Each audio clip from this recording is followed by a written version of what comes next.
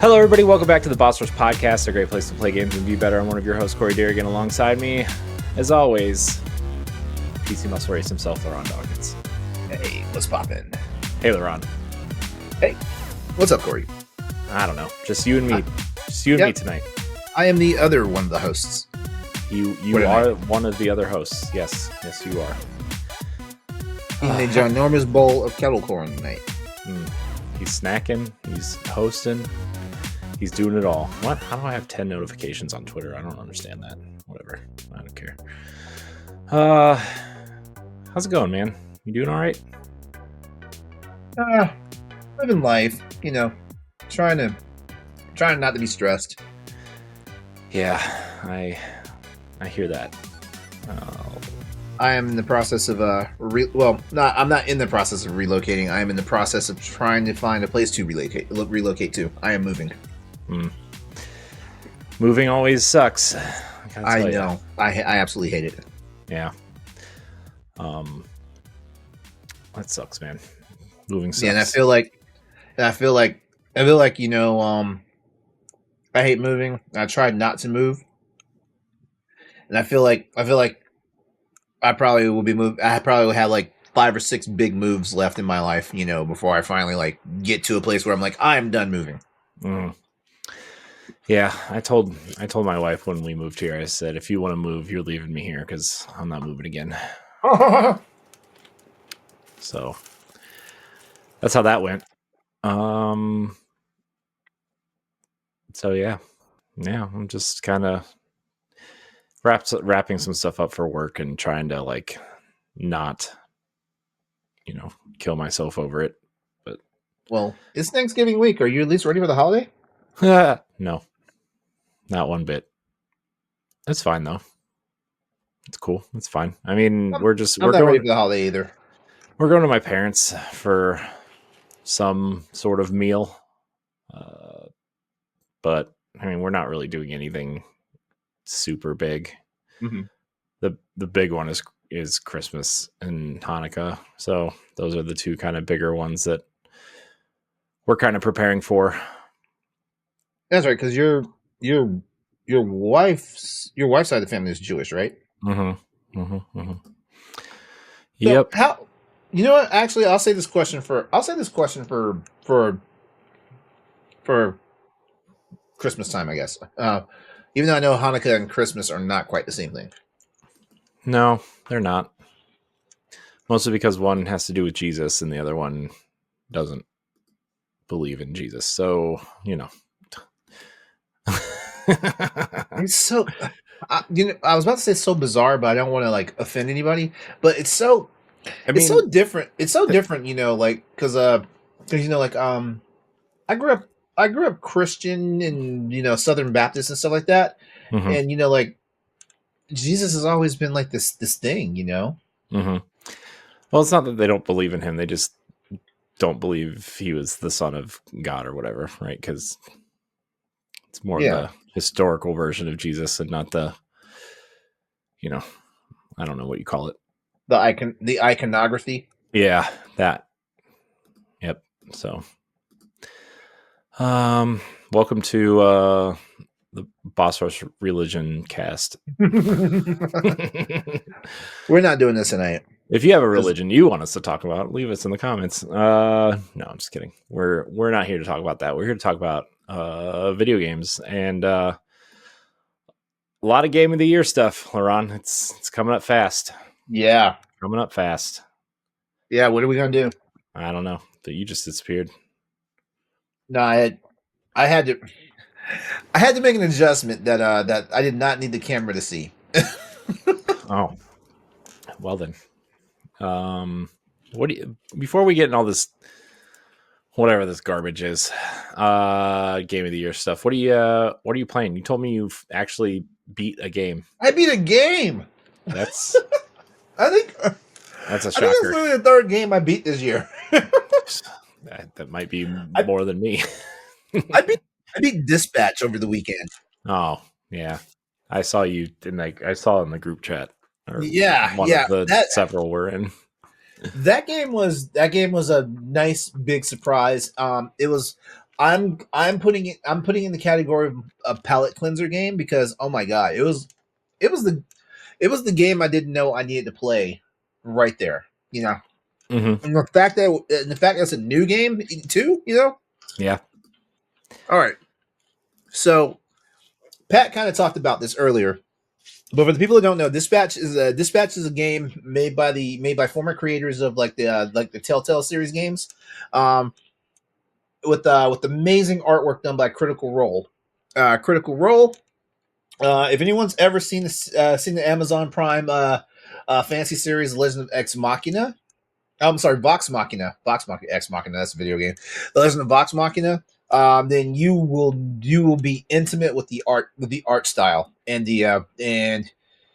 man, when I tell you this is a gorgeous game, beautifully animated, like it this legit could have been like an actual animated movie or animated TV series. The way it looked, the way it performed, everything, it is amazing. Basically with this game, you are you are you are a superhero who's down on his luck that basically while he's trying to regroup and like get himself back up and going so like that, he takes a job with a basically he's a dispatcher for a organization that reforms like former supervillains and basically turns them into heroes.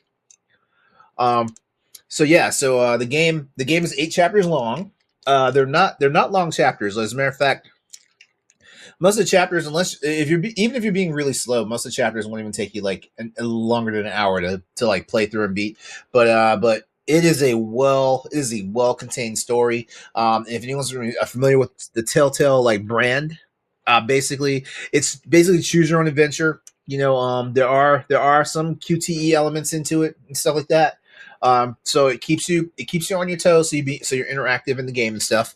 But the major thing is that it's all about you building relationships, you getting missions done, and you get to the resolution of what it is like what is meant to be a hero for not just yourself but for the supervillains that you basically start mentoring to become heroes and actually like do their thing. Wonderful cast of characters. Definitely some really good voice acting talent behind it. As a matter of fact, I should have already had this pulled up, but let's see. For a lot of people that don't know, um, hang on, I'm pulling it up right now. Sorry. Mm-hmm. All right, so some of the talent behind this series. Aaron Paul. If anyone knows who Aaron Paul is, that's basically if you watch Breaking Bad, you already know who this guy is and stuff like that. Uh, Jeffrey Wright, another well known actor is in this. And he plays a really good role. Like man, he played a phenomenal role in this game, and he was and when you look at a name like Jeffrey Wright, for example, because he's a Academy Award nominee. Um, you think okay, you see his name, you think oh he's just like a cameo, or he has like he barely like has anything to do in the game, but like he's just there.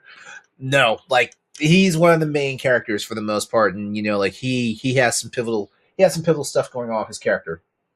Um, so some names that people will know out there in the gaming community: Laura Bailey, Alana Pierce, Jacksepticeye, Young Gravy for all you people that remember his 15 minutes of fame on on TikTok, and Matthew Mercer, well known name. And even Moist Critical got a chance to do his thing on here, which I was actually impressed. Nice. Yeah, it's a wonderful game. I'm doing my best not to spoil anything, but like if you like these type of games, like definitely pick it up, give it a shot. It's not going to be a time drain on you and stuff like that. So you can get in there, you can play it, you can get it beat. In a short amount of time. Like I thought Pat was kidding when Pat was like, "Yeah, you can beat this game in 3 days." I beat the game in 5 days, but that's because I took a day off. Well, that's fair. Yeah. But it is fun. It is fun. Hmm. Nice. How much? What? How much is like no, the whole thing's out now, right? The Yeah, the whole whole thing's thing. out now. Yeah. $30 will get you all 8 episodes. Like they released them. They released it episodically. I I purchased the game, but I didn't play the game as it was coming out because I was like, because by the time I realized I was behind on it, they're already like halfway through it. And when Pat told me like, no, like not every episode's out right now, they're releasing them like kind of episodically. I was like, okay, I can wait. As soon as the 8th episode was out and it was finalized, that's when I sat down and started playing it. Nice. I'm just gonna say this: I was so impressed with the game. I enjoyed all my time with it and stuff like that. This is one of my game of the year contenders. One of mine. Oh, nice. I'm not saying it is game of the year material, but you know what? Based on the type of games I play and how I play games, this is definitely a game of the year contender as far as I'm concerned. Um, there's there's so much potential because like there's so many different ways that you can play the game and actually attack the scenarios. Like there's little minuscule things that basically that you think will not have an outcome, either later on in the story or later on in that just that chapter you're doing. And yeah, there's so many different ways to come across it. I've looked at a couple of like playthroughs. Well, not playthroughs, but just more like clips on YouTube of what of some decisions other people have made, and I'm like, man, I need to find out how to get that. Nice. We'll have to make sure to put it on the list Yeah. on the game of the year list. So Oh, another big thing about the game, as you play it, you unlock in the extras, you unlock things like comic books, uh, storyboard modes. You get deep dives into the characters and their personalities and stuff like that. This for $30, this is one of the most complete games that I have played in a long time. And I say that knowing that there are $60 and $70 games out there that don't even give you this much stuff, that this $30 game did. nice. I always like when these cheaper games turn out to be, good at least. Especially one like this, which is like, it seems like it's getting a lot of buzz. Like it made its way through the through the storm of games. Like, I mean, there's so many games coming out right now, right? And like this kind of made it through. Call of Duty and Battlefield 6 came out we're out while this game was like hitting the shelves. Yeah. Well, hitting the storefronts, let's just say. Yeah. Which is crazy that though. I mean, I feel like those games don't have as much pull as they used to at this point, right? Like, real fast Yeah. for people who this is for the parents out there. Like if you think you're gonna get this game for your kid, there is nudity and there is gratuitous violence in this game. So please, when I say nudity, I mean you TNA, like like your twig and berries, like you're gonna see some stuff like I was actually shocked because the scene happens and I was like, am I? Those are boobies. Those are uncovered boobies. I couldn't believe it. That's funny. That's pretty funny. Well, is that all you've been playing? Tekken, Final Fantasy Tactics, but yeah, I devoted time to actually sit down and beating Dispatch, and yeah, I enjoyed it so much that I started a new game so I can see different scenarios. Nice. This is not a one trick pony as far as I'm concerned. Cool. Or maybe it is a one trick pony because it got me to play again. Nice. I don't usually. I know a lot of people usually go back and immediately play a game because I know you did it with Claire Obscure. Pat does it all the time. I'm not usually one of those people that will go back and play the game immediately after I beat it. Like he's like, okay, I got this out the way. Let me move on to another game. Yeah. Well, I mean, something like this though, like you go in and play it totally differently, right? And like it'll be a totally different game, essentially. Yeah. Yeah. So that's pretty cool. I'm into it. I might check this out. It's on PC and PlayStation. Yeah. Uh-huh. Hmm. Well, and this game is not a heavy lifting game, so it'll probably be on Switch soon. Yeah, But I'm sure. I don't know how they're gonna deal with the nudity on Switch. You know what I mean? I mean, have you seen the amount of like hentai puzzle games on it? I think Nintendo's fine with it. I mean, are there tits and ass? No comment. Are they graphic? I mean, they're I'm anime telling girls. I you, don't know what you want. I'm telling you, man. Like like it's kind of different when you see Wang in the video game. You know what I mean? I played the order. I know what polygonal penis looks like. So, anyways, Check it out though. Ad Hoc Studio, Dispatch, best $30 you'll ever spend, especially if you're a gamer. Especially like games like anything Telltale's done. They even have some trivia for their former games in here, which is trivia. insane. No Yeah, way. which is insane because like like technically like it's copyrighted by other companies. So like the fact that they were able to like have some trivia and stuff going on for their previous games of theirs. Honestly, this type of game though, this is probably one of the best games I played of this type since Detroit Become Human. And everyone knows Detroit Become Human was my game of the year that year that the game was out. Yeah, I kind of regret not playing that game, honestly. I really wanted to play that, and I never did. Whenever you get one of these PC handhelds, man, like play it on that. I replayed Detroit Become Human when I went on vacation to San Diego. San Francisco. Yeah. And at the time, I had my Gen 1 ROG Ally. We will see if I will play that anytime soon. I mean, nothing new for me, I guess. I've been playing more Hyrule Warriors. I'm like 20 hours in. Like I don't know how far into the story I'm in because I just keep doing every time a side thing pops up, I just end up doing it because I hate when the things are blinking on my map. So, it's definitely not for everyone, but it's definitely like the game I kind of needed right now. I mean, I said this last week, but like it just, I don't know. It just feels like something I can turn my brain off for, and definitely kind of get lost in the story. The story is actually getting pretty interesting, especially if you're into the Zelda lore at all. Like it's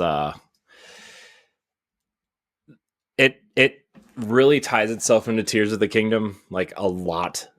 Like I mean, I knew it would because it takes place right after the beginning of the game of Tears of the Kingdom, but like it really like pushes you in that direction. I thought maybe they would try to tie it into like Breath of the Wild also, but it's fully like Tears of the Kingdom, like everything down to like even the way how they explain how Zelda traveled through time. Spoilers for Tears of the Kingdom, I guess the first 4 minutes of Tears of the Kingdom. It's really cool the amount of characters that you get and learn about and like explore. I definitely thought like at the beginning they show like a shrine, like one of the shrines from Tears of the Kingdom. And it says you'll come back to this later, and then you never go back to them. At least where I'm at, you haven't gone to any of these shrines yet, but like it's really satisfying to pull off combos and mixing and matching characters to like pull off different combos. The sheer enemy variety is actually quite surprising in this game, especially the bosses. There's quite a bit of interesting enemies to fight. They're definitely leaning really heavily on the kind of Ganon red shade type characters. It's definitely very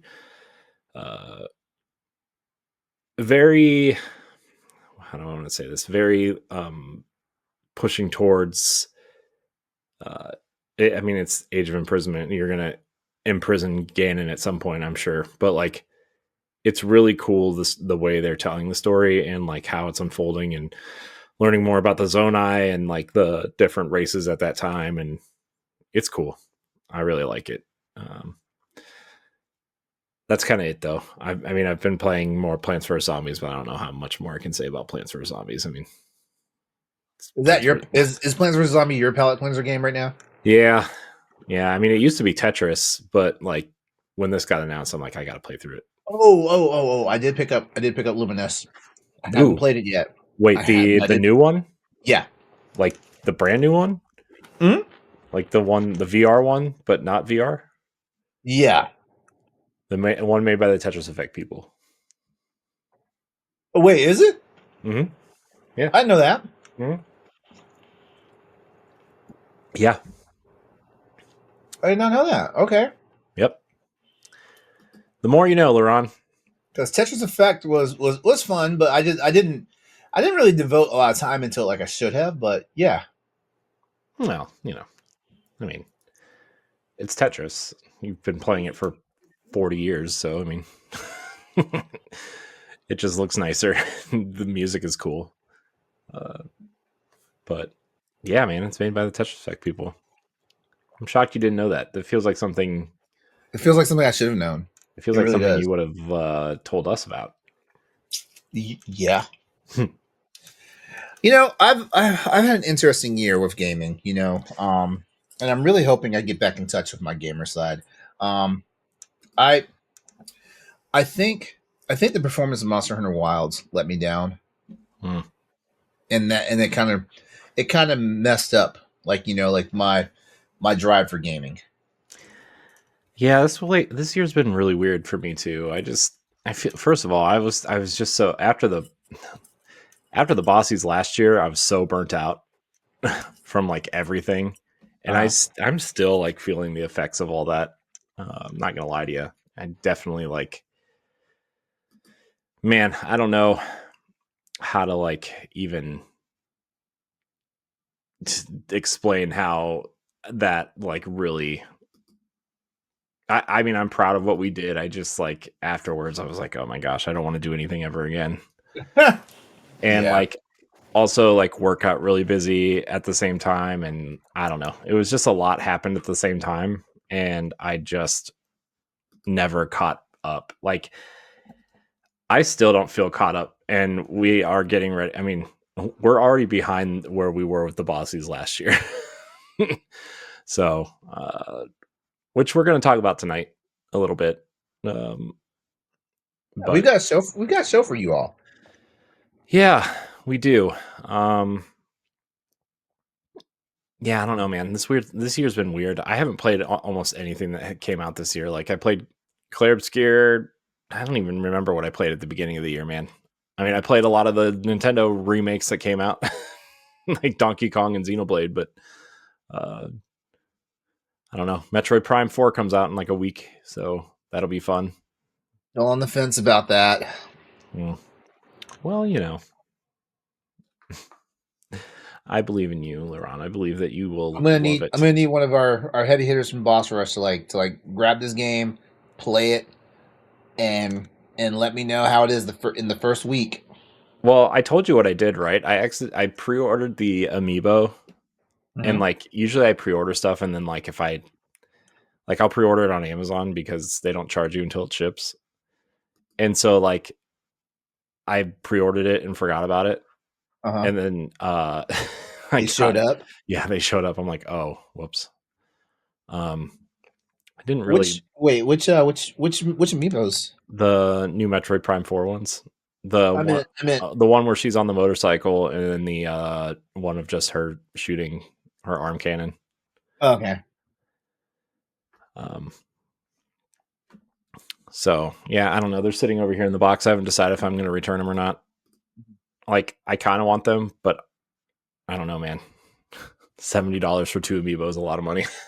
That is a lot of money. Shit. Well, the one on the motorcycle is 40, and then she was 30. So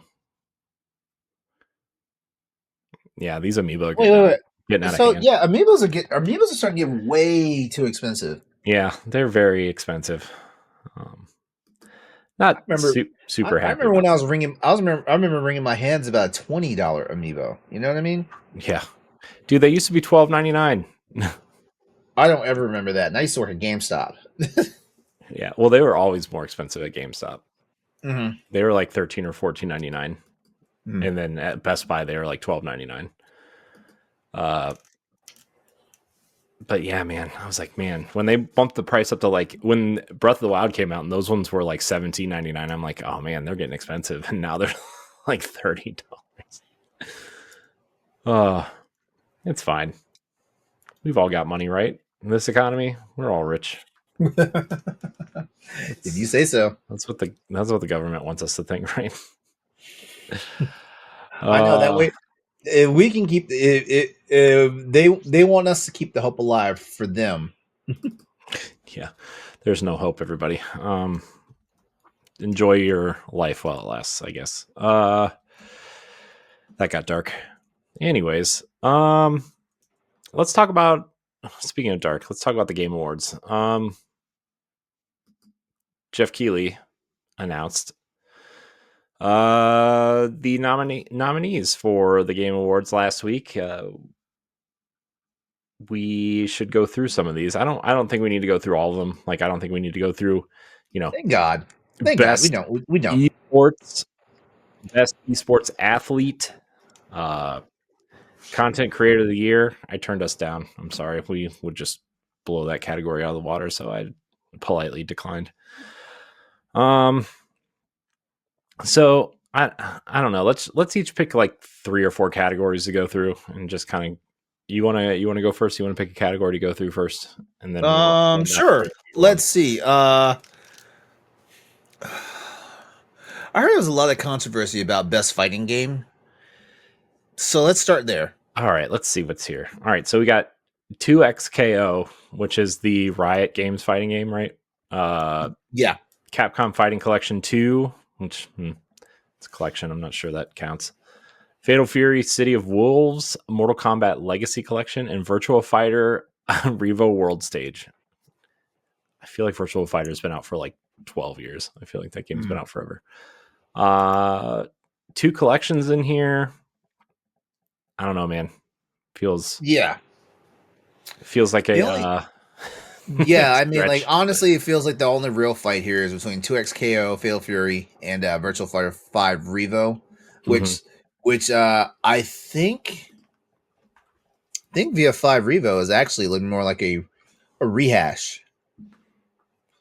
Yeah, it I is. It's like the 4th or 5th release, right? It's like the Yeah, so I don't know, man. yeah, I'm not yeah. sh- I mean, all I know is there was a lot of controversy with the picks on there because as mentioned, 2 of these games are collections, and technically the Mortal Kombat collection, even though there are Mortal Kombat games in that collection, it's more like that other like a couple of those other collections where it's basically like a whole bunch of just like trivia and behind the scenes stuff about the entire like legacy of that franchise. Like this was if I'm not mistaken, the Mortal Kombat Legacy Collection was showcasing the arcade side of Mortal Kombat. So Mortal Kombat's 1 through 4, basically.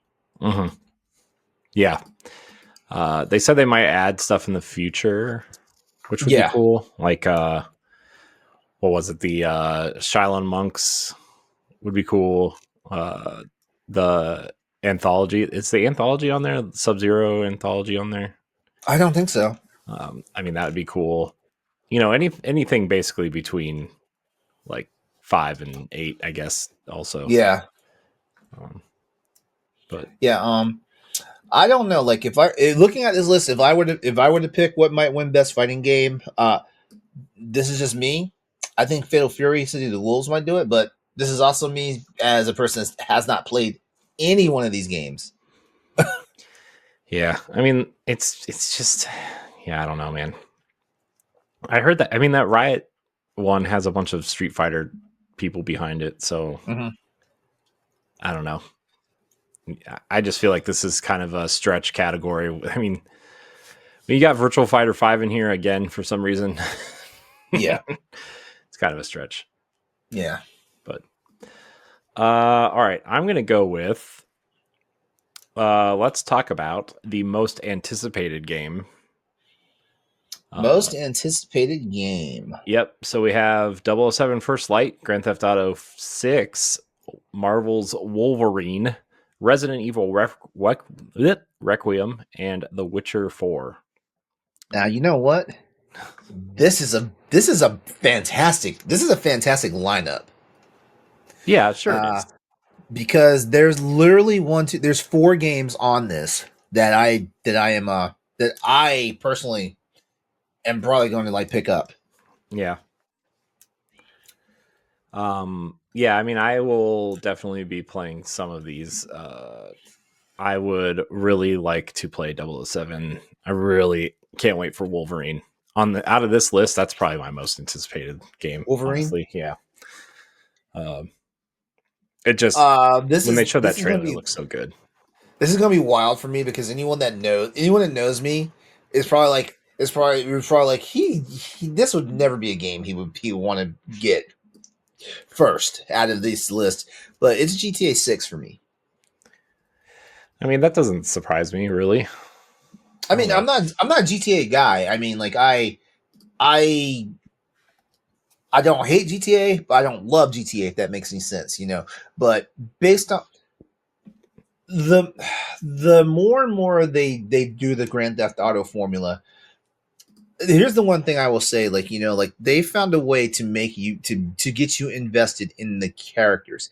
If they can get you invested in the characters for the game comes out, you're pretty much going to buy the game. And that's basically they've been able to humanize all of their I want to say since GTA San Andreas, they've been able to starting with San Andreas, they've been able to humanize all their hero characters of the games, you know.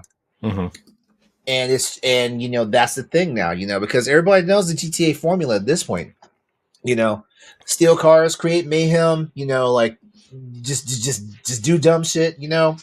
but ultimately it started being about the character experience, and you know that's the thing. And like when I saw all three of the trailers, you know, as you know, Rockstar put them out to us and stuff like that, I was like, man, like I really want to see what these characters are about, you know. We Mm-hmm. finally got a female protagonist, you know. Even though I will say, you know, yep, Rockstar, y'all kind of cowards. Y'all should have just made her the main protagonist, you know. Yeah, but Instead of splitting it. they've been doing the multiple Yeah. protagonists, like, you know, and I wonder if each of them have their own set of missions, right? Like either I that or like I think they did this to kind of dodge like the whole like why is Rockstar going woke? I really think they did. yes, Rockstar, the woke company. Um, dude, if anything, they're like the anti-woke people. I mean, Yeah. have any of you played GTA recently? Uh, anyways, Yeah, all five of these games on this list are definitely games I'd want to play. But if I pick them in order of the games I want to play, it's GTA 6, 007, Wolverine, The Witcher, and then Resident Evil. yeah, I feel like The Witcher is so far away, dude. Like, I don't know. I feel like that game like I feel like it's not even like a game yet at this point. Yeah. Um, I mean, it looks amazing. What they've been showing looks amazing, but like, I just feel like it's not even a game yet. Uh, so, what category do you want next, LeRon? Let's see. I am looking at best action game. Best action game. All right. Yeah. Not to be confused with best action adventure game. Yes, definitely not to be confused with that other. All right. So in this category, we have Battlefield 6, Doom the Dark Ages, Hades 2, Ninja Gaiden 4, and Shinobi Art of Vengeance. This is a really good lineup. Yeah, this is pretty good. I also feel like the 2D Ninja Gaiden game got snubbed. right? Like I feel like a lot of people really liked that one. Yeah, Uh, Ragebound. yeah, Yeah, especially I feel like people liked that over the Shinobi game, but yeah. I agree with that, and I wonder if it was just the hype for the. I wonder if it's just the hype for Ninja Gaiden 4. yeah, That made Rage. No, Ragebound is a good game. The little bit I played of it, it's a good game. But like I feel like it basically was a hype machine for Ninja Gaiden 4. yeah. I also wonder how many people tried to play it on Switch, and that version was like really chunky.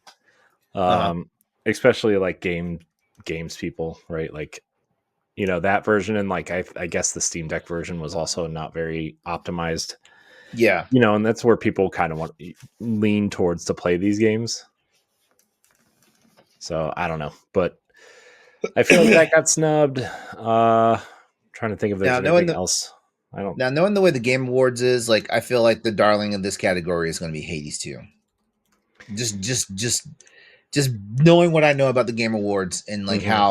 how like things goes, like I feel like this is it. But honestly, I feel like the heavy contenders in this category is Battlefield, Doom, and Ninja Gaiden. I feel like Um, those are the heavy hitters. see, I'm actually kind of surprised Doom is in here.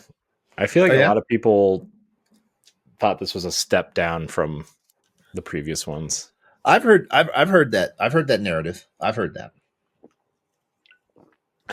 I've heard the reception to Battlefield 6 is pretty good. Uh It's huh. already the best Yeah. selling game of the year. You see that? Mm-hmm. Over Call of Duty, but Call of Duty's on Game Pass also, so I know. Over Call of Duty. Yep. Yep. Yeah. Call of Duty's performance really has Microsoft like in alerts right now. Yeah. Uh, I don't know. I feel like you're right though. I feel like Hades 2 is going to win this. Although I feel like the games that were really hyped up this year just kind of blew away like a fart in the wind, right? Like Silk Song Yeah. kind of like it came out and then nobody talked about it. And then Hades 2 Yeah, came out. it came out. It impressed for like that entire week that it released, and then people I wouldn't stopped even talking say the about whole it. week. I would say like The if it weekend. came out on like Tuesday, people were done with it by Friday and we're like, I don't know, I guess we'll move on. Uh, Yeah. I'm just surprised because people talked about it for so long. I was really tired of hearing about Well, it. I think it's because like it's just like how many games came out this year? If you look at that, right? Like Hmm. it's like people didn't even have enough time to let games marinate because a new game was out. Yeah, yeah. Uh, it's just, plus like I do think it got a second win though when the Switch physical release came out, which was like a couple days, like I don't know, November 20th, I think. Uh Um, but yeah, I don't know. I feel like a lot of physical collectors were waiting on that version because it came out so much later than the regular version or the digital it's version. So I don't know. it's wild. It's hard to quantify. I just asked Gemini approximately how many video games were released so far in 2025. Oh my gosh, Gemini can't even thousands.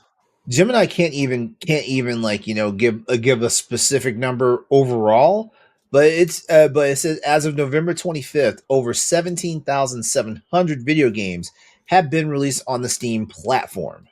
Yeah, that's insane, dude. That's too That's many. on It's too many that's on games. yeah, that's on one platform because you got to think like practically if there's nearly 18,000 games that were released so far, we still have a whole month left in the year and stuff like that just for one platform. We got to think about the other three platforms that are out there that had their own exclusives.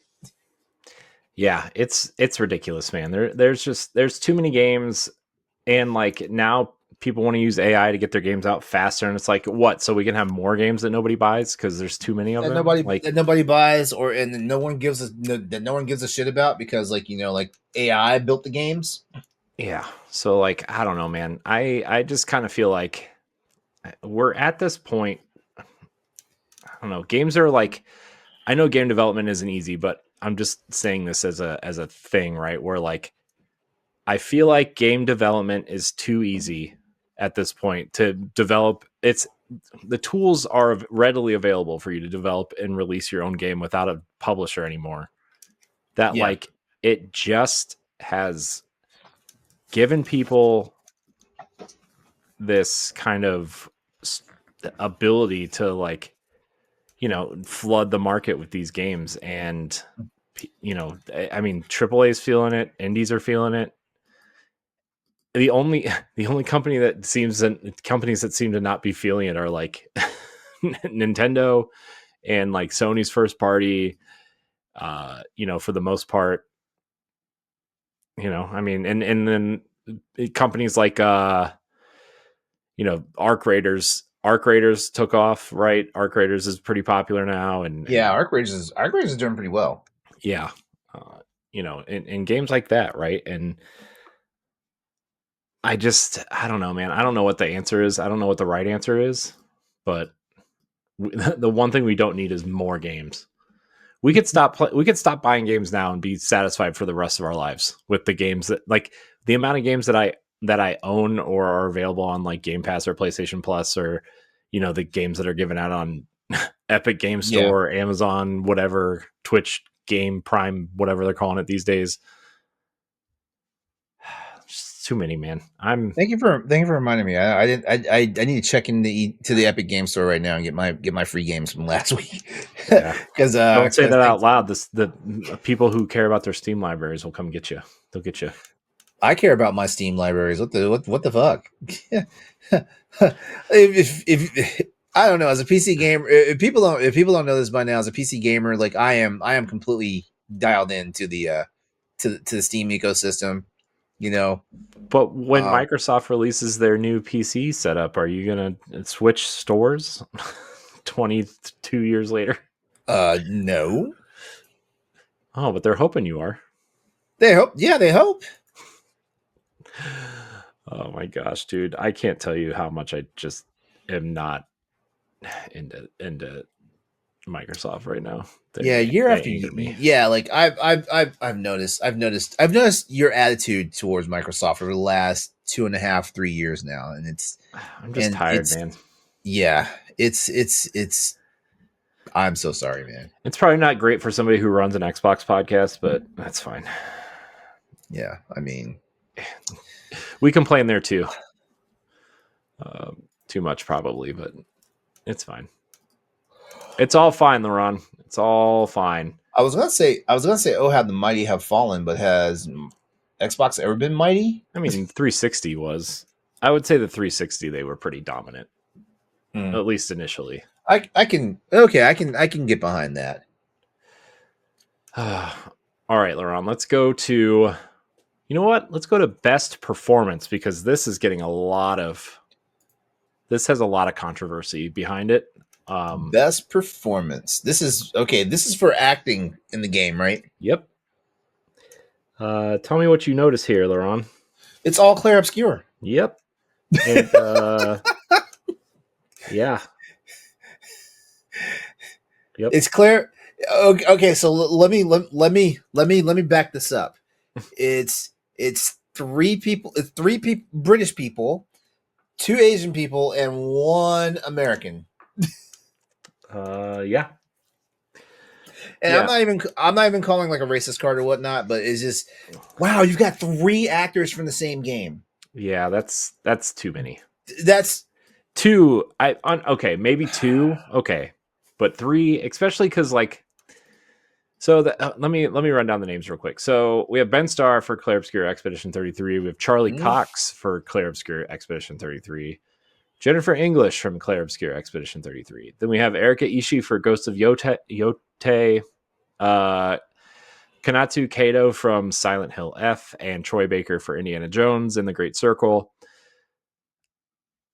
I'm not gonna lie to you. I think Charlie Cox is amazing as Gustav. mm-hmm. He doesn't need to be here. I'm Okay. sorry. I agree. I agree. I understand, like, he's a big name for the game, but like there are so many other people whose lives kind of depend on these types of nominations and awards that like a Hollywood actor does not need to like, like a big time Hollywood Marvel superhero actor does not need to be nominated for this category. Yeah, I'm sorry. that is true. That is true. Yeah. You know, I appreciate the fact that my husband Ben stars in here. But if I were to say who the award should go to, I think it should be Troy Baker, because Troy Baker, damn, like Indiana Jones, come on, guys, come Mhm. on, come on. Yeah, And he's that's not to discount the rest of the talent in this field, because I know Erica Ishii did a wonderful job in Ghost of Yote. yeah, I But mean, I don't think the anybody's fact that denying that. the fact that Harrison Ford got up on stage right beside Troy Baker and said, "Wow," he's like, you didn't even you need AI to put me out of a job because of this guy," Mhm. Yeah. By the way, I would totally. You saw Dial Destiny, right? The Indiana Jones. I saw him. Yeah, The first like 20 minutes where they like CG young Indiana Jones, like young Harrison yeah, Ford. yeah, yeah. I'm not gonna lie to you. I would totally watch a whole movie of that. Oh, what?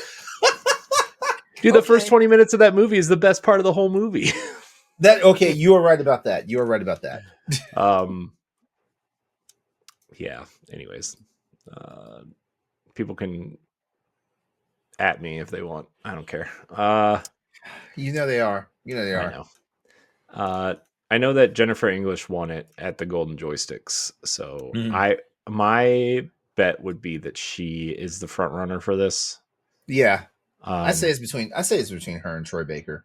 yeah, yeah. Although people love Ben Starr, and not necessarily for his acting skills. He's a great actor. Don't get me wrong, but you know what I Mm. mean. You He know what I is. mean. Of all people, you know He what I mean.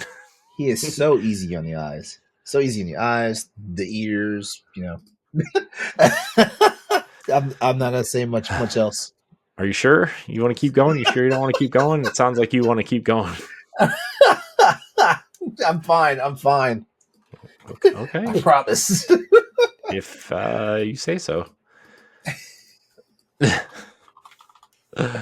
Oh my god. Anyways, Oh man. the next thing, it's your turn, LeRon. Yeah, okay, LeRon's looking let up me kill pictures of Ben Starr now. yeah, let me kill this tab that had that Oh, had Ben stars jeez, on. kill this tab. Do we need to end the show early, LeRon? Let's see here. Let me go with I'm curious. What's in best RPG? I'm curious. All right. Uh, So let's see. We have Avowed, Clear Obscure Expedition 33, Kingdom Come Deliverance 2, Monster Hunter Wilds. I'm a Monster Hunter player, and this being in the RPG category is throwing me right now. And then the Outer Worlds 2. I mean, the Outer Worlds 2 is like a Fallout. I feel like out of all of these, I feel like Avowed is like the one that sticks out like a sore thumb. Uh-huh. I mean, I guess Monster Hunter also. I mean, I don't know. I don't know if Monster Hunter should be an action game. This is you not think so. I don't know. I kind of. as someone who's been playing Monster Hunter for 21 years. Monster Hunter is not an RPG. It has That's too long. RPG-esque elements in it, but it's not it's not a true RPG. It's not, even if we would say this is action RPG, it's still not an RPG like in the action RPG sense and stuff like that. And this is me, like the ultimate Monster Hunter fan. And no, like I know I did say earlier that Monster Hunter Wilds let me down this year. Monster Hunter Wilds let me down this year because of how it performs on the PC. Mm-hmm. Not how the game itself is, because I mean I hear the same narrative year after year when the new Monster Hunter game comes out. Oh, it's too easy. It's too accessible now and stuff like that. Like guess what? I don't care. I don't care if it winds up, becoming a game that handicapped people can play, with 0%, like physicality to it. Mm-hmm. More people are playing Monster Hunter. That's all I care about. The game has not. offended or upset me in any way because like it's gotten easy because like I'm a veteran of the game, and once I learn the nuances of the game and stuff like that, it's just another Monster Hunter game as far as I'm concerned. The hardest Monster Hunter game I've ever played was the original Monster Hunter game way back in '04. So yeah. Yeah, I mean So that makes sense. you can't throw me, with this. But that being said, like seeing Monster Hunter up here in the best RPG category when we just went over best action game and I almost did best action adventure. Mhm. And I just looked in best action adventure, Monster Hunter's not in that category. I don't know what to tell you, man. Yeah. Some stuff's going Yeah. on. Some, Yeah, as far as RPGs in this category go, it's Clair Obscur and Kingdom Come. yeah, I mean, I feel like Clair Obscur has this in the bag. I'm Yeah. not sugarcoat it. I feel like that game's gonna win almost every category it's in. Yeah, I think it has the potential to sweep the entire show. Speaking of sweeping, I have a bone to pick with the best indie category, so we're gonna go there. Best indie. Where you at? I want you Best independent game or best indie debut?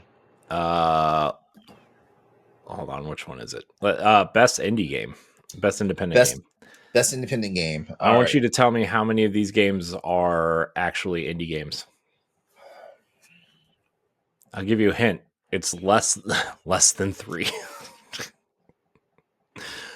uh Let me see. I see Devolver Digital disqualified. yep. Kepler Interactive disqualified. Yep.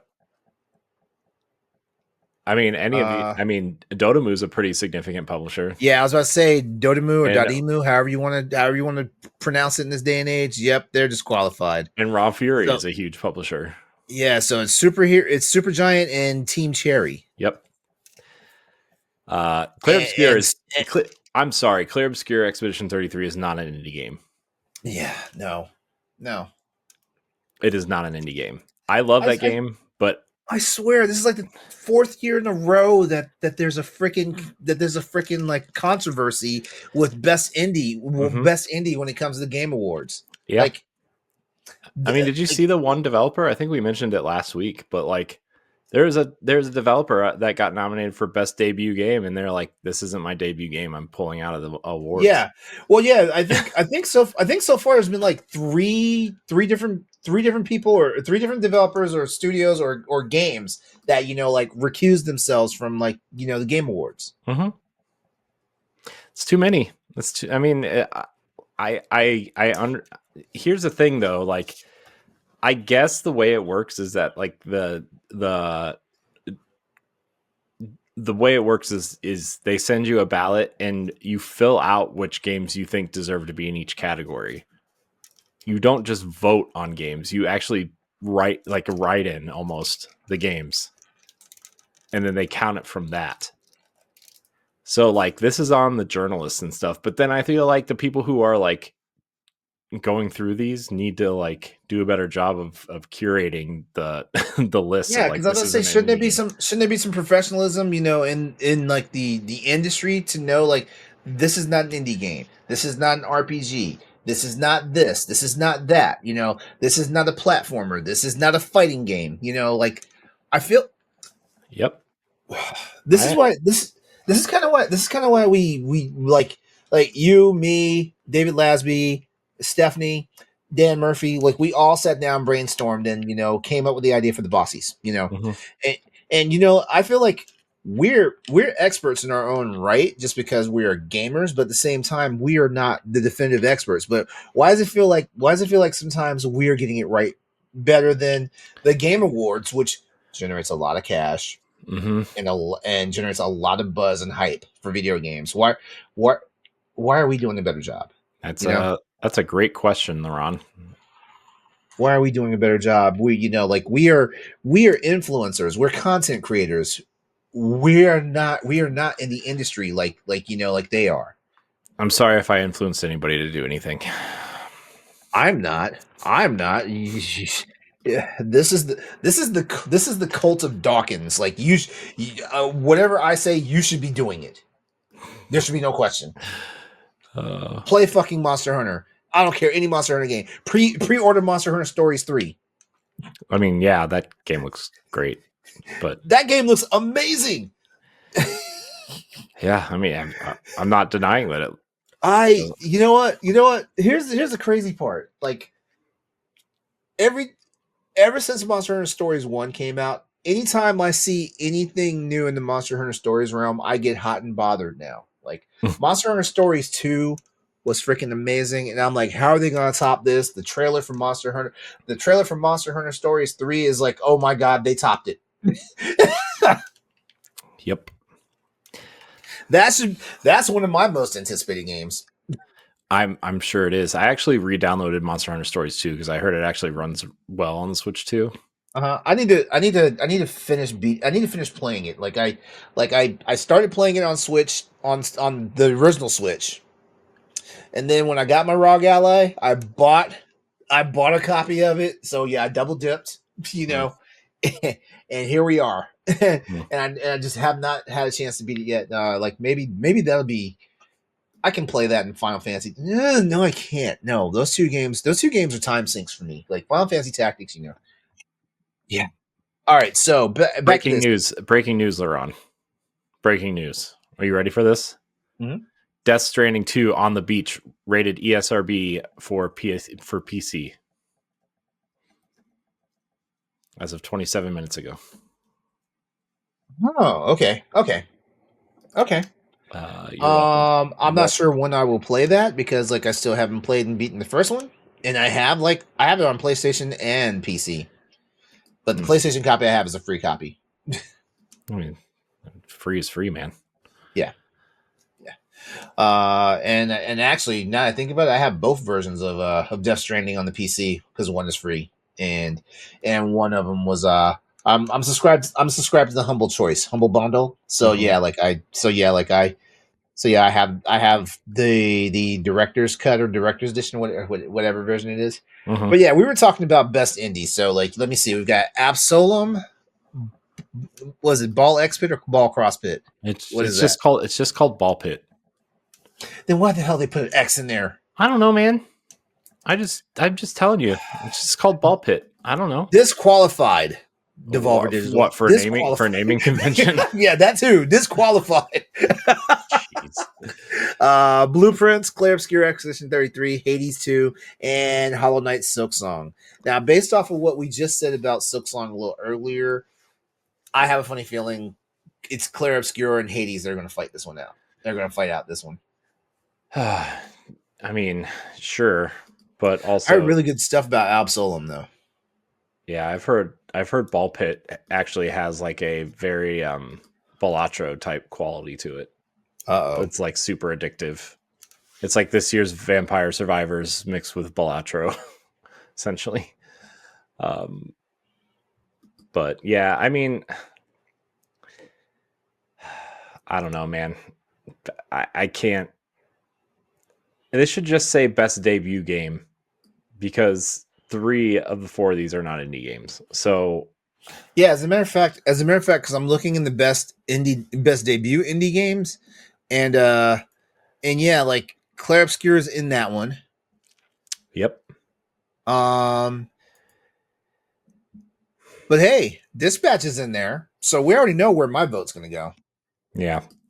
Yeah. Okay. So best debut indie, we've got Blueprints, which is also in the best independent game category. Clair Obscur Expedition 33, which we just spoke about. It's all over the place. Mm-hmm. Despilote. I think I said that. I think I pronounced that right. That's for anyone that's wondering about that I'll game. Leave that for you. That's the hand drawn soccer game. And I'm discrediting it just by how I just described it. But it's it was one of those games that kind of got a whole bunch of people saying put this game on your radar and stuff like that. So I'm glad to see it's actually in the Game Awards for best debut indie game, and then Dispatch. Mm-hmm. Dispatch gets my vote. I mean, yeah, I don't know. I have a hard time voting for Clair Obscur in this because it's not an indie game. Yeah, that too.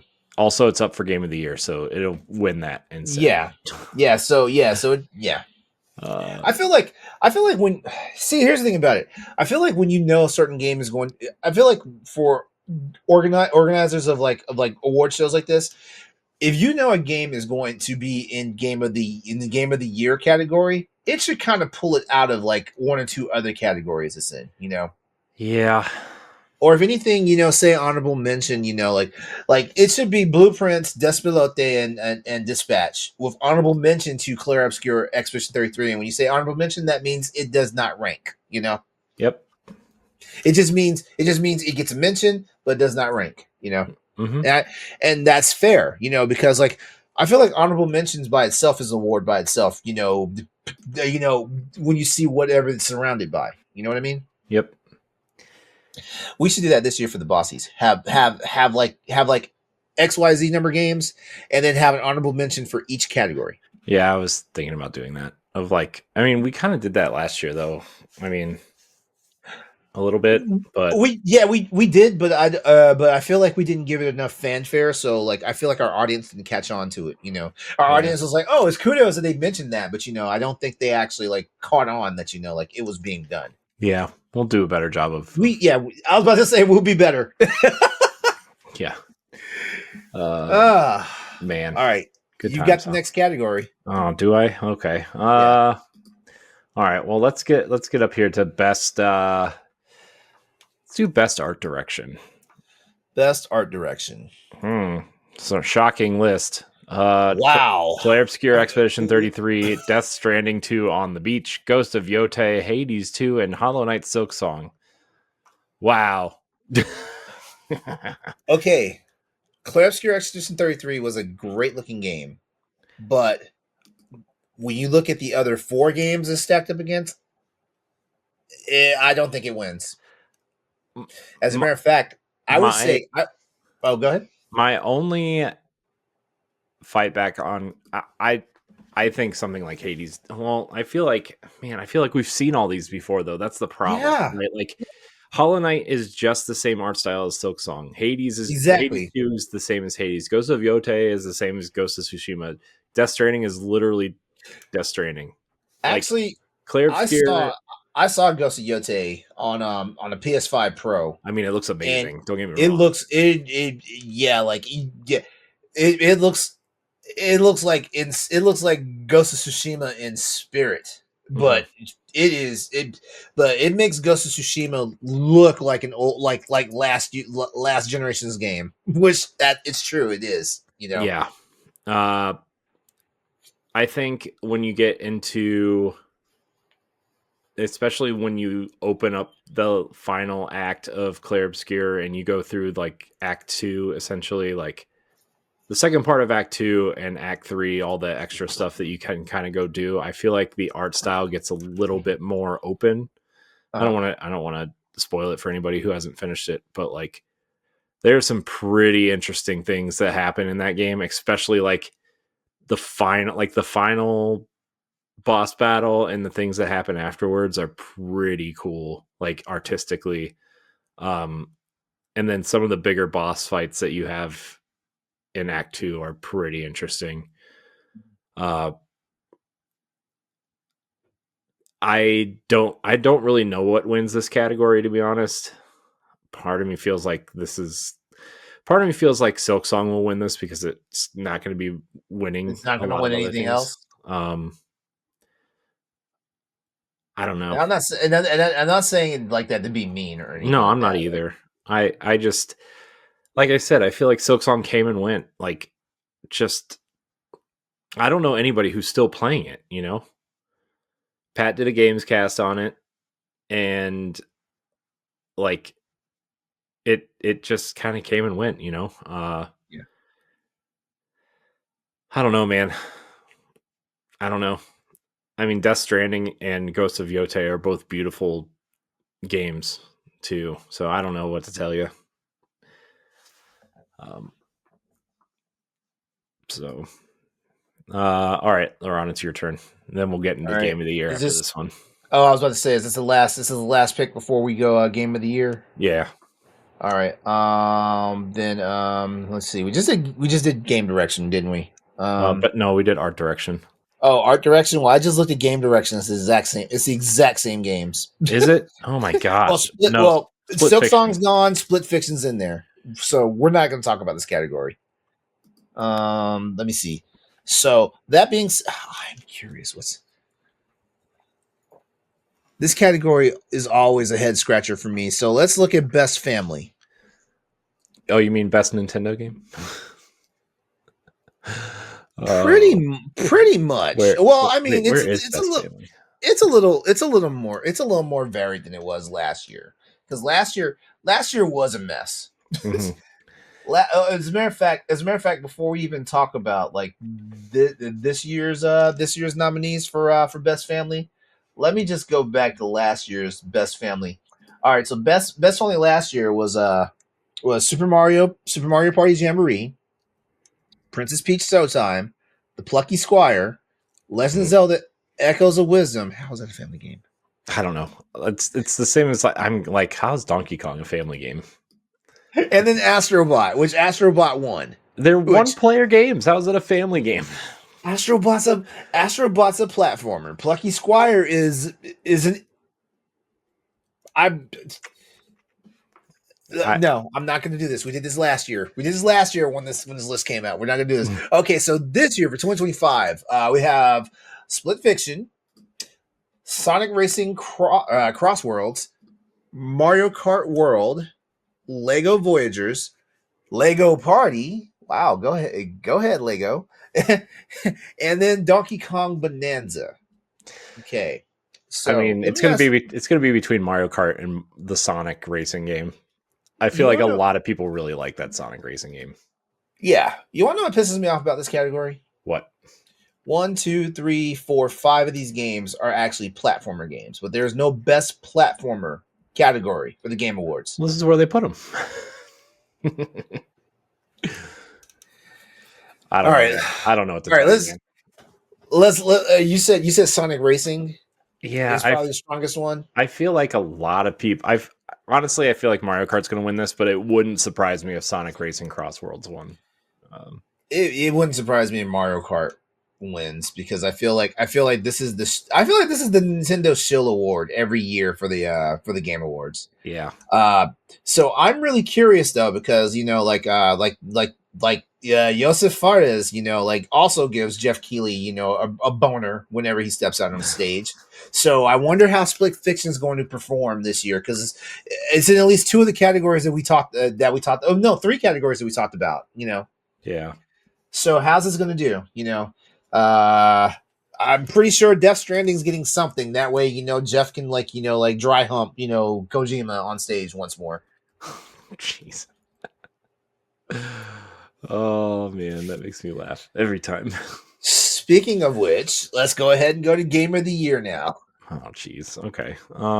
All right. Well, before we roll that out, so last year the Game Awards, Metaphor Refantasio, Final Fantasy VII Rebirth, Elden Ring Shadow of the Erd Tree, Black Myth Wukong, Balatro, and Astrobot all fought it out for Game of the Year at the Game Awards 2024. hmm. With Astrobot ultimately taking home the crown for Game of the Year, which that was amazing. I think that surprised every damn body because the argument was that it was going to be given to Elden Ring because Elden Ring was a game. Elden Ring Shadow of the Erd Tree was an expansion title, you know, and it technically should not have merited, like whatever. hmm So so Astrobot, like Team Asobi, like did the damn thing, and actually, I think because of Astrobot's performance, it actually made like Sony realize that like they do need to like work with smaller teams sometimes, give them a nice little budget, kind of like what they did with Returnal Studio. Why am I drawing a blank on it? Housemark. Housemark, thank you. Which Housemark, as you see, Housemark has an epic game coming out in the next year. Mm-hmm. Yep. All right. Game of the year 2025. 1, 2, 3, 4, 5, 6. Let's you name a game, I name a game, leapfrog it. Oh boy. Okay, so Clair Obscure Expedition 33. Death Stranding 2 on the beach. Donkey Kong Bonanza. Hades 2. Hollow Knight Silk Song. And rounding it all off, Kingdom Come Deliverance 2. Anything you feel like got snubbed, LeRon? Ghost of Yote. Yeah, that's a pretty big one. Monster Hunter Wilds. I'm always going to say Monster Hunter. I know you are. If there's a Monster Hunter game that year, I'm always going to say Monster Hunter. I know you are. Hang on though. Hold on. What else are you thinking, Corey? Man, I don't even know. I think I don't know. I'm kind of surprised that like something like Arc Raiders is on here. Yeah. I feel like that Battlefield 6. Man, I don't even know what else came out this year. I mean, I'm kind of shocked that Indiana Jones didn't make it here. Yeah. Just because it was, I mean, it came out after the deadline last year and then it re-released on PlayStation this year, and then the DLC came out, so it was in the news cycle like 3 separate times, right? So right. I'm kind of surprised it's not on here. Yeah. I'm going through some of the other categories right now just to see. Mm-hmm. Let me see. Best mobile. Nope, we don't. I'm not saying we don't care about that, but at the same time, Yeah.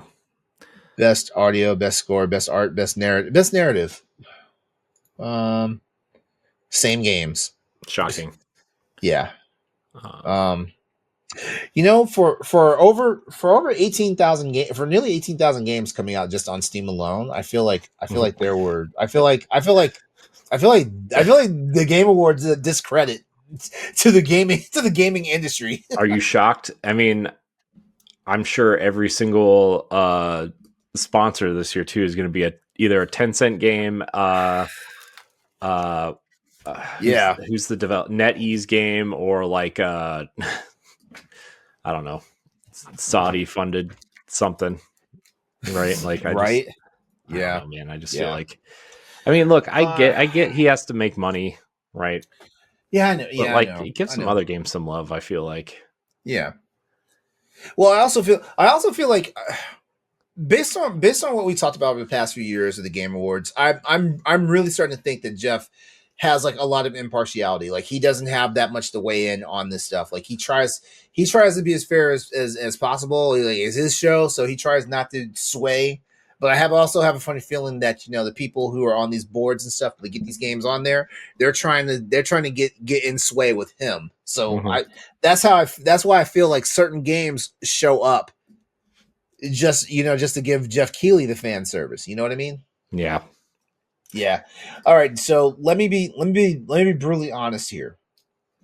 These 6 games on this list, I honestly feel like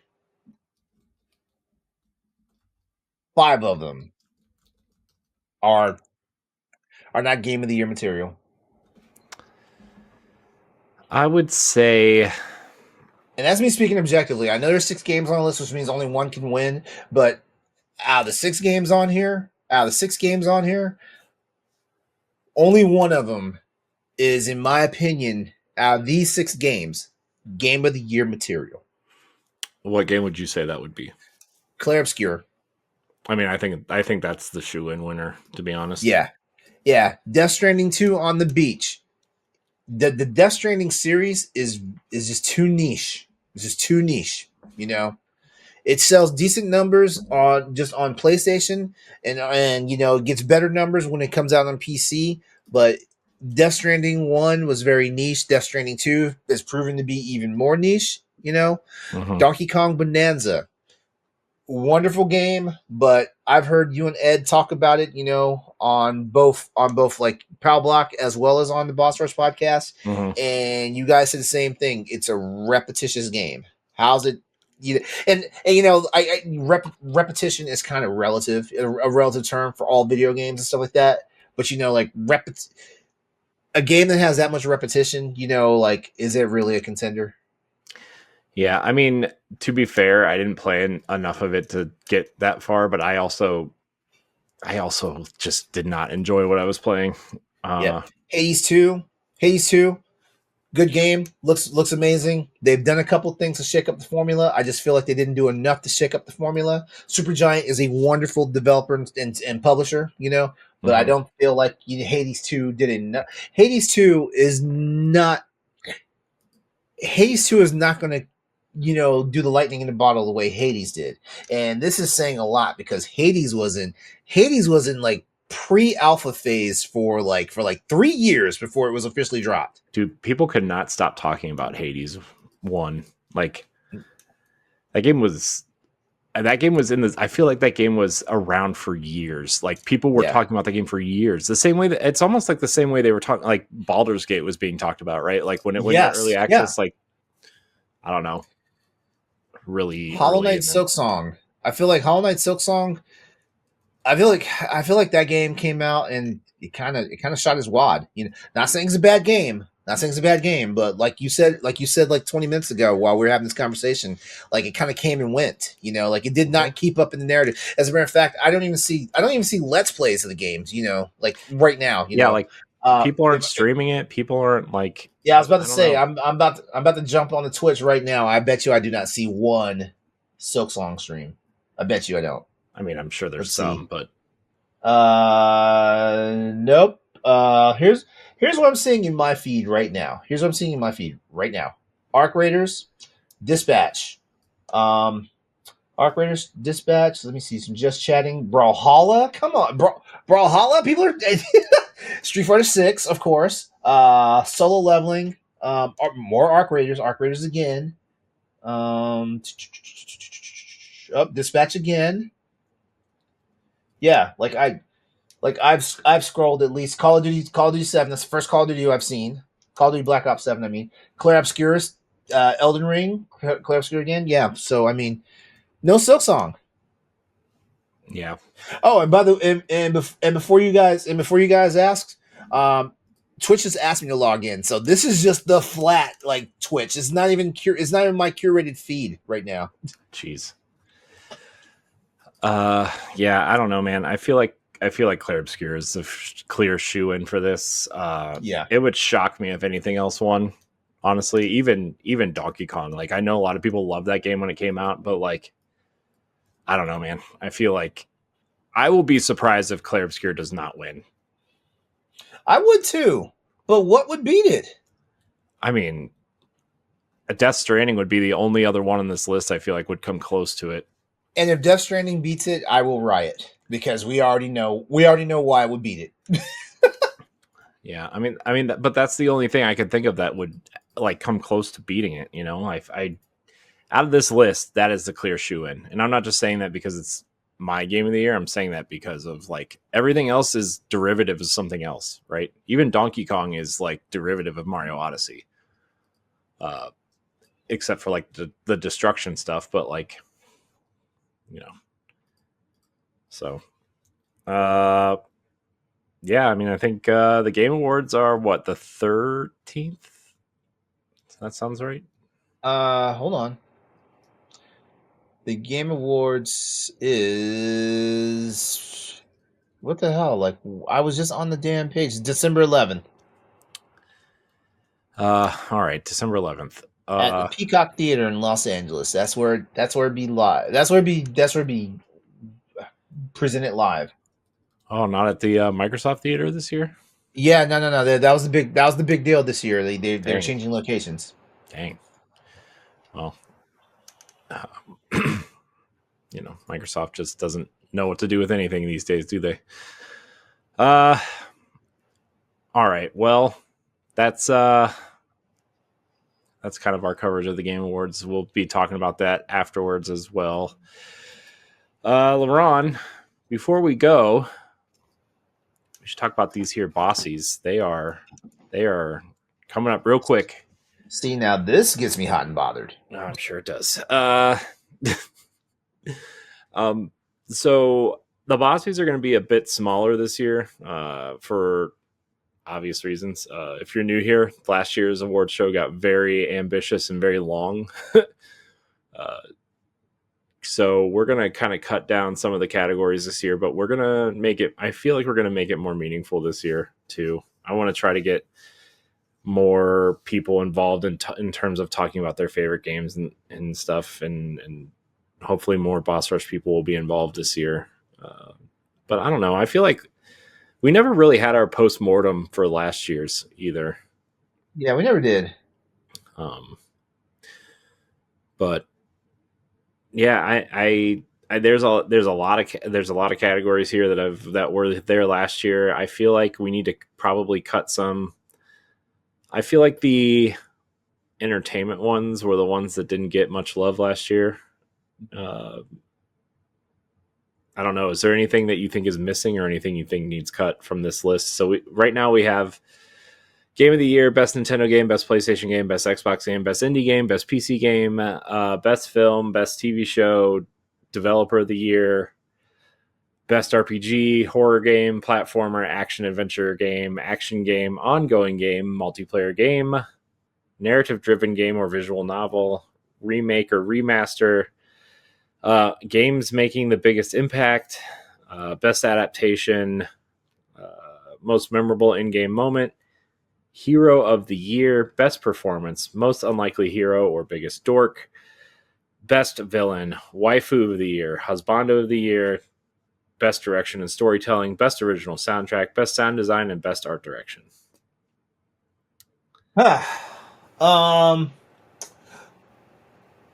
Honestly, I feel like this list is well rounded. Okay, so here's the thing, right? Mm-hmm. We have 32 categories. Like the Game Awards has 29. Yeah. So I feel like we're evenly spaced out. As a matter of fact, we don't have any esports categories. Yeah, Game Awards has 29, and they cut a category from last year. I couldn't figure out which category it was. They had 30 categories last year, though. Mm-hmm. So yeah, I think we have I think this is very well rounded, and I appreciate the fact that we have always made a thing to showcase, best game per console or platform. So mm-hmm. Nintendo, PlayStation, Xbox, PC. Mm-hmm. I feel like that's a hallmark of what we do. I know the Golden Joysticks also does it, but yeah. I feel like it's a hallmark for what we do because I think people know historically, like the Boss Rush network, is kind of is heavily swayed Nintendo, Mm-hmm. So this is our chance to show that, hey, we play other games across other platforms and other places and stuff like that. So yeah. So honestly, I look at this and I do not see a category that we need to toss out. You know what I mean? Mm-hmm. I think 32 is great. Yeah. Like I said, the only ones I feel like could get cut are Best Film and TV Show, but it depends on if the entertainment side of the writing team wants to add anything here. So the last thing we have to do is fill this thing out, right? So yeah. So we're gonna do is kind of let our team kind of fill out these slots here, and then we'll kind of go down the list once everyone is available and kind of cut it down to the ones that they can vote on. So, but what I didn't tell you, LeRon, is that for Final Cut Pro on Mac, somebody I work with bought one of the big like asset packs that was on sale, like 80% off for like $22, and he gave them to me. Oh, all of them. And so there's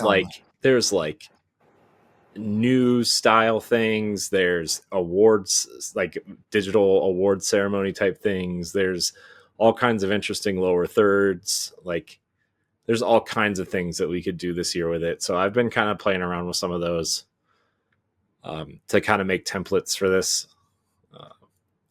It's pretty cool. The stuff that's Damn, in I here. wish somebody would do that for me with DaVinci Resolve. Yeah. Sorry, I don't use DaVinci Resolve. I'm sorry, LeRon. Yeah. So, is there anything you want to hit on before we get out of here, though, with these? You mean based off the Bossies list? Yeah. Let's see. I mean, like we probably should fill out the best PC game. That's on you, though. Oh, so I'm the one that I will spearhead the best PC game category. I'm not going to do it right now live on this show though because I got to do some research. You know, that's fine. Yeah. I see. We have a best platformer category. Like, see, we're already doing better than some of these other fronts. Yeah. Yeah. There's a lot. I can't wait to see what we do in best narrative driven game or visual novel because Dispatch should be in there for sure. Yeah.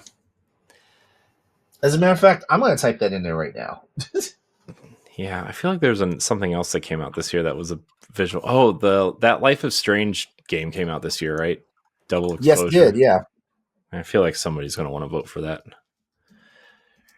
I'll have to hit up Pat for this category. He's the one that added it last year. So that's weird. Some games are. Oh, you know what? Never mind. I'm not gonna say anything. Hey, South of Midnight's on here. Yeah, for what best Xbox game? Best Xbox. Yeah, I tried to go with mostly what I mean. I don't know, man. I would say exclusives, but I'm just gonna say Xbox published games. Because they published a lot of games this year, man. Yeah, there were a lot, including the Oblivion remaster. Original soundtrack. Let me see. Claire Obscure, Silent Hill F. Let's see. Oh, we can throw some more. We can throw some more in the mix here. Like Hades had a pretty good soundtrack. Hades 2. I heard that. I do have to say though, man. Claire Obscure has an amazing soundtrack. That's an amazing soundtrack. Knowing our track record here at Boss Rush, like that's probably going to get the win. Yeah. So if you want to help fill this out, you should either join our Patreon or join our Discord, and you will be able to help fill out this list. So do that, and we will let you help out. Well, LeRon, I think it's time we wrap this thing up. Yeah, I think it is. Always wrap it up. Anyways, everybody out there, thank you so much for watching and or listening to this episode of the Boss Rush podcast. You can find us live every week. You can find us every Wednesday on your podcast service of choice. Everybody out there who is US based, enjoy your Thanksgiving. Have a great Thanksgiving. Have a great holiday. Be safe. Wednesdays before Thanksgivings are, heaviest drinking days of the year. So everybody should be safe out there. Enjoy your Black Friday shopping if you're going out. I don't know how many people still go out Black Friday shopping, but for those who do, don't get trampled at Walmart for a shitty TV. And for real. LeRon, thank you for your time tonight. As always, appreciate you. Hey, it's always a pleasure. And, like I feel like we do a lot when it's just you and me on the show. Yeah, we get a lot done. You know what I mean? We get in, we get out, we fill that time. I don't know. Jesus Christ. Everybody out there, thank you so much for watching and or listening. Until next time. Oh, we love you. Good night, everybody. Oh, man. If you want to see how you can become a Patreon producer, head on over to patreon.com/BossRushNetwork. The Patreon producers for this month are Adriel Munger, Austin Campbell, Celeste Roberts, Sana Dirrig, Francisco Santillan, Matthew Keel, and Christian S. Thanks for your continued support of the Boss Rush Network.